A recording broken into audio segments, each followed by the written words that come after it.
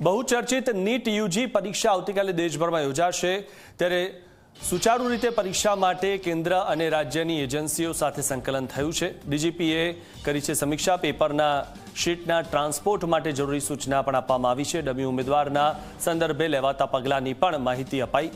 પૂરતી સુરક્ષા વ્યવસ્થા સુરક્ષા માટે ગોઠવાઈ છે અને cyber centre of excellence social media પર નજર રાખી રહી છે। ત્યારે આ વખતે પરીક્ષામાં કોઈ મુશ્કેલી ન સર્જાય તે માટે ચાપતો બંદોબસ્ત છે।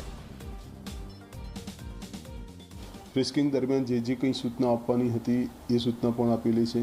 પરીક્ષા પૂરી થયા પછી જે ઓએમઆર સીટ્સ છે એના ટ્રાન્સપોર્ટેશનને લગતી એના સિક્યુરિટીને લગતી જે પણ સૂચનાઓ આપવાની હતી એ પણ ફિલ્ડ યુનિટ્સને આપેલી છે। આ ઉપરાંત પરીક્ષા કેન્દ્ર ખાતે જે ક્રાઉડ મેનેજમેન્ટ છે એ ક્રાઉડ મેનેજમેન્ટ સંદર્ભમાં પણ અહીંથી મીન્સ સ્ટેટ પોલીસના તમામ ડિસ્ટ્રિક્ટ્સ અને સિટી યુનિટ્સને સૂચના આપેલી છે।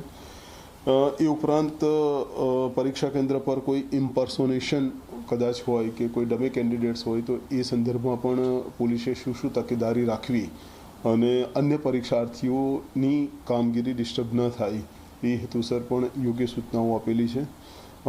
વોટ્સએપ એ ઉપરાંત ટેલિગ્રામ પર પ્રતિબંધ છે। અન્ય જે મેસેજિંગ એપ્સ છે એ સંદર્ભમાં પણ સ્ટેટ પોલીસની જે means cyber centre of excellence સહિતની બ્રાન્ચ પૂરતી વોચ રાખી રહી છે।